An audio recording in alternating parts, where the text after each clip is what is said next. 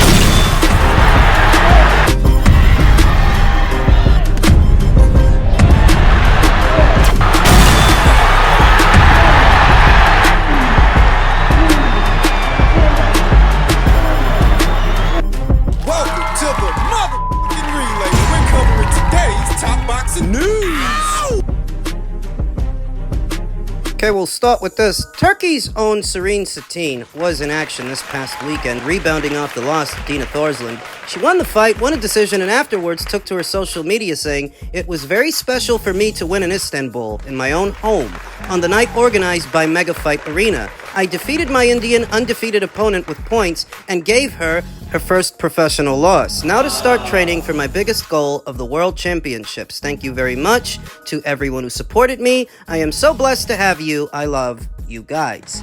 Now, there were 3 champions in the bantamweight division 3. Dina Thorsland, who Serenay Cetin already fought and already lost to, Miyo Yoshida, IBF champion who's set to be defending her title against her mandatory challenger, Sharita Metcalf, and Sharnika Johnson. Of the 3, Because we know she ain't gonna beat Dina. I would give Serenay Cetin the best odds to beat either Miyo Yoshida or Sharita Metcalf, whoever wins their fight. Serenay Cetin is a young fighter, with lots of time on her side, sporting a professional record of 11 wins with 1 loss, no draws, 7 knockouts, having never been knocked out in 12 professional bouts. She was at a great disadvantage in the Dina Thorsland fight. I said she would lose that fight, and she did, because she's not as experienced as Dina, nowhere near as experienced, doesn't have the right style for the job. You can't just pressure Dina Thorsland. But that's not to say that she wouldn't have better luck against some other fighters and at least one other champion. She might. Just depends on who. So we know that she can't beat Dina. Sharnika Johnson, that would be a tough assignment for Serenay Cetin too. If it were down to those 2, I'd lean towards Sharnika. She's got more ways of fighting a fight, more ways of winning a fight, and she, like Dina, is a lot more experienced than Serenay Cetin. But if I would go with Serenay to beat either Miyo Yoshida or Sharita Metcalf, depending on who wins, if I would go with Serenay to beat either of them, is because she has the right style for the job, and she's younger than they are. Serenay Cetin, like Miyo Yoshida, is a mid-range to inside fighter, volume puncher. What separates them is age. Miyo is some years older than Serenay Cetin. With a bit more time, bit more development, it's possible that she could beat Miyo Yoshida at her own game. That's if she were to challenge Miyo for the IBF title. If it's Sharita's a pure boxer, outside fighter, mover. the way you deal with a fighter like that is you put the pressure on them and you keep the pressure on them. Serenay Cetin can do that in time. You will notice that she's only ever fought for 10 rounds 2 times across 13 professional bouts. You will also notice that before she fought in those 10-rounders, the most she had ever fought for was in 6-rounders. 6 rounds. What happened to 8? That's why she gassed out with Mary Romero. That's at least in part why she was in over her head with Dina Thorsland. They skipped steps. They put her in a fight she wasn't ready for against somebody who's all wrong for her. No, sure. According to the WBC, Serenay was the mandatory challenger according to their ranks, but there's more to boxing than what you see on paper. Having only fought in a 10-rounder once, Serenay Cetin was not developed enough for that fight. She needed more bring-along. And I think she still does. This past weekend's fight was only a 6-rounder. I think she needs even more fights like that. More 6-rounders, more 8-rounders. Before challenging for an alphabet title, she needs to get her sea legs. Figuratively speaking, as you approach the championship rounds, those deep waters. You're gonna need the energy reserves to make it there. And on more than one occasion, I've seen Serenay Cetin gas out. Likely because she just doesn't have the experience. They have to get her that experience. See a champion in Serenay Cetin, I do. I see a fighter that has it within them, to become a world champion. And I do have a soft spot for pressure fighters, for action fighters. Had my fill the last 5 years of sugarfoot fighters and finesse fighters, Mayweather wannabes. Grown quite fond of the come-forward pressure fighter, the action fighter, and that's what Serenay Cetin is. Now, pressure fighters, they have their limitations, but all fighters do. Every base style has its own pros and cons. Only really the special fighters, the really special fighters, can alternate between two base styles and not rely on just one. So, Serenay Cetin being a pressure fighter, that's not an indictment. It has its pros, it has its cons. You win some and you lose some, but with the right development, I do see a champion in this kid. Seems to have a bit of a cult following in her own neck of the woods, her native Turkey, where she regularly fights. She's back in the winner's bracket. She rebounded off her first professional loss this past weekend, and she's eyeing world title honors. We'll see who she ends up fighting. Men's super middleweight and light heavyweight news ahead of his mega match this upcoming weekend. Dmitry Bivol sends Canelo Alvarez a message over their would-be rematch. Dmitry has dismissed the possible rematch with Canelo ahead of his bid to become undisputed light heavyweight champion.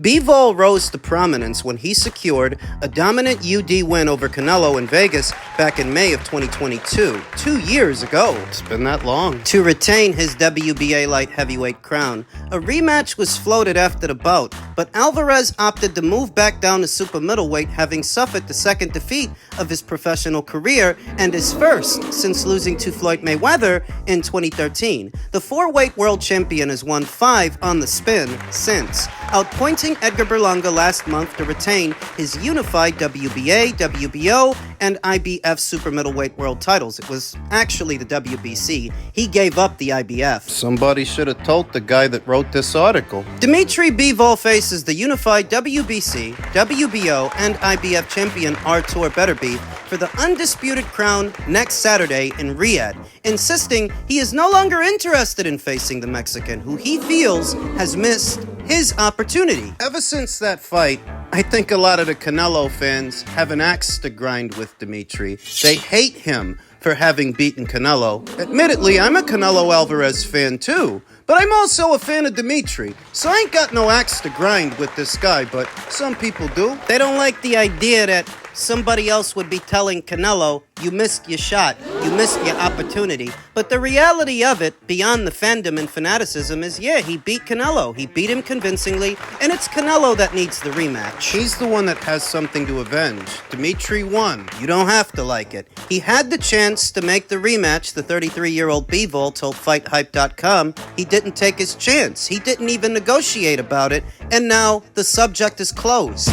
No, I don't think the Canelo Alvarez faction of fans are gonna like anybody talking to Canelo like that. But that is the luxury that is afforded to Dmitry because he beat him, and he did beat him. You have to accept that. I have my own way, and he has his own way at super middleweight. I'm a light heavyweight, it's just different weights. Since overcoming Alvarez, the unbeaten Russian has won 3 consecutive fights. The last, a 6th-round TKO over Malik Zenad in June, also in Riyadh. The pair were supposed to meet on June 1st, however, Beterbiev pulled out with a knee injury. The 39-year-old is undefeated in 20 professional bouts, all ending by way of knockout. However, Bivol insists he's not focusing on his rival's fearsome knockout ratio. Bivol added, I'm not trying to pay attention too much to things like he has amazing power, he's a dangerous fighter, and I'm not trying to pay attention to people saying, oh well, he's old now. I'm just trying to pay attention to think what he's going to do in the ring,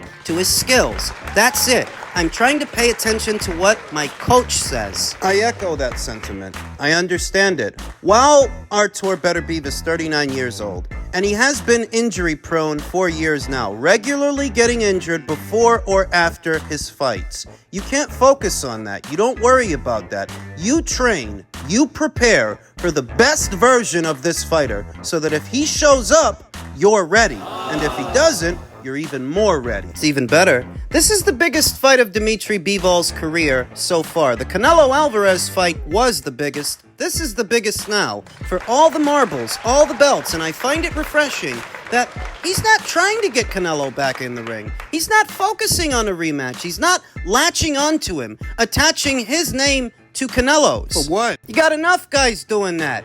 Anywhere in between 154 and 168. That Dmitry, he don't need to do that. He fought him already, he beat him already. He says the opportunity for a rematch has passed. But has it? Has it really? The other week I saw that Canelo entertained the possibility of running it back with Dmitry. I don't know how serious he was or how committed he was, but you figure that if Dmitry wins on Saturday and becomes the light heavyweight division's undisputed champion, the door is open. It could happen. Canelo's facing a drought. A scarcity at super middleweight because, well, you already fought Edgar and you already fought Jaime. It's all the big names at super middleweight, the bigger ones. There is a potential Terence Crawford fight, but Canelo's kinda non-committal when it comes to that fight. He blows hot and cold. 1 minute he says the door is open, the next minute he doesn't seem too keen on it, that he won't get any credit for fighting someone so much smaller than he is. Even though he's done it before. He fought Amir Khan at middleweight, he just fought Jermel Charlo not that long ago at super middle. But still, the Crawford fight is there. Don't know how much or how little Canelo wants to do that fight. This rematch with Dmitry, it could happen if Dmitry takes care of business on Saturday. Canelo did say the only fight that would bring him back to this division is the Bivol fight. So if he wins, It's there. though I don't think it would go any differently than it did the first time out. In fact, I think it might end badly. I think it would end badly for Canelo Alvarez. I remember after the fight, a lot of people said that it looked like Dmitry never got out of first gear because he didn't have to. He was winning so comfortably on the judges' scorecards, he didn't need to do more, take more chances. In a second fight with Canelo, having experienced everything he experienced in the first fight, he might get ballsy with him and push for the knockout. Push for a referee stoppage. There were moments in there where Canelo was kind of helpless. Been noticing a mean streak from Dmitry Bivol ever since that fight. He showed it in the Zerto Ramirez fight, the Lyndon Arthur fight, the more recent Malik Zanad fight. You know that he might show it next Saturday. Might be in rare form. Hard to imagine that you're going to beat someone as devastating and dangerous as Artur Beterbiev by throwing pity-pat punches at him. You gotta assert yourself. Gotta sit down on some of those shots. But you know, he's been showing a mean streak his last 2 or 3 fights. And if he beats Artur, beats somebody as devastating and as dangerous as Artur,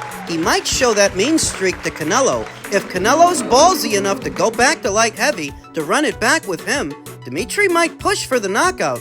Push for the stoppage, because most people will agree. It looked like if he would have hit the gas a little more, he could have got it. I'm a fan of Canelo Alvarez, I am. But I'm an old cynic. I'm not a cockeyed optimist. If they do it again, I got Dmitry winning. Stylistically, Dmitry's style don't do Canelo's no favors. And physically, he's a big guy, young guy. What do you want? You have to start thinking about what happens after this upcoming weekend's fight. Another scenario, another possibility, is a move up to cruiserweight, where Jai Opetaia, 2-time IBF champion, has welcomed a potential fight against the winner of Artur Beterbiev versus Dmitry Bivol, saying, those fights are super fights. How can you not take those fights? I respect both of those fighters. Being a part of a fight like that is an honor. Jai Opetaia poses the threat to Artur and Dmitry that they pose to Canelo. That he's bigger, he's a bigger guy, stronger guy, durable, battle-tested. He's got agility. He's got movement, like Dmitry Bivol. Maybe not on the same level as Dmitry, but still, he's got it. He's got movement like Dmitry and power like Artur. He's explosive. With size, he's bigger than the both of them. He's a bigger man than either one of them. Why do you think that when push came to shove, Chris Billum Smith passed on a Jai Opetaia fight, saying he wouldn't be ready in time, just to sign on to fight Zerto a month later? Literally, a month later. Turkey wanted to do that fight in October. Chris said he wouldn't be ready. He wouldn't be ready by October, but he's ready for Zerto in November. How about that? Do you think the winner of this upcoming weekend's fight will move up to cruiserweight? I think that depends on who wins. If it's Artur that wins, then I can see it, because Artur's already been there and done that with most of the somebodies in the light heavyweight division. He already fought Anthony Yard, Callum Smith, Joe Smith, Vajdik, Marcus Brown, Bivol. If he wins on Saturday, there's not a lot there to keep Artur Beterbiev in the light heavyweight division if he's the one that wins. Whereas with Dmitry, it is a little bit different. He didn't fight Callum Smith. He didn't fight Anthony Yard. Hasn't fought Joshua Buatsi. That if Dmitry wins on Saturday, he does have a bit more to choose from than Artur Beterbiev because he's already fought a lot of those guys. Artur has. Dmitry hasn't. And, you know, Dmitry, maybe he does have a second fight with Canelo? I just don't know. Dmitry's a skilled operator, one of the best. But I don't know if he's got what it takes to campaign as a cruiserweight. I mean, I'm not sure. His build. He's got good height and length for a light heavyweight, but he's actually on the lean side. He's one of the leaner light heavyweights. Imagine him 25 pounds heavier. It's a big jump from light heavyweight up to cruiser. When the World Boxing Council wanted to create a new weight class, instead of putting bridger weight in between cruiser and heavy, they should have put a division in between light heavy and cruiser. Yeah. There is a more noticeable difference between the fighters that campaign at light heavy and the fighters that campaign at cruiser than the fighters that campaign at cruiser to heavy. The guys at cruiser, a lot of them, are just heavyweights on a diet. Really, they're just a nose hair away from being full-fledged light heavyweights. A lot of those guys. Jai Opetaia versus the winner of Bivol versus Beterbiev. Hard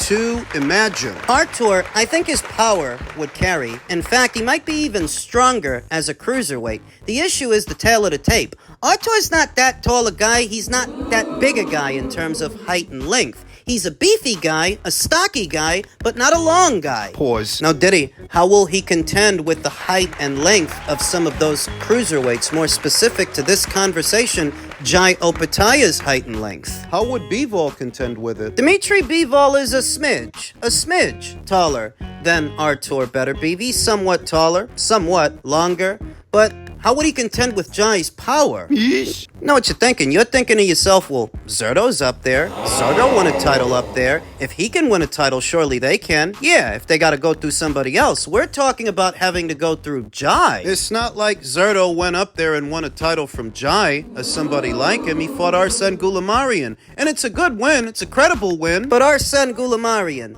is no Jai Opetaia. It's a very different fight. Jai's biggest Achilles heel is that he's only ever really fought for 12 rounds 2 times. Both times with Maris Breeders. He gassed out both times. He got tired. He got noticeably tired towards the tail end of the fight. So whichever one of these 2 fighters can swim in the deep waters with Jai, they got a shot. A chance. If he doesn't overwhelm them, if he doesn't overpower them. And Jai overpowering one of these 2 guys is a distinct possibility. Look at what he did to Jordan Thompson. He's huge for cruiserweight. Mass. Jai Opetaia flattened him. Could he flatten Dmitry Bivol? Could he flatten Artur Beterbiev? These are the questions you have to ask yourself on the eve of this weekend's big fight. What does the future hold for the winner, and will the winner move up? Will the winner fight Jai Opetaia? Like I said, Jai Opetaia poses the threat to them that they pose to Canelo. Big guy, strong guy, durable guy, battle-tested guy.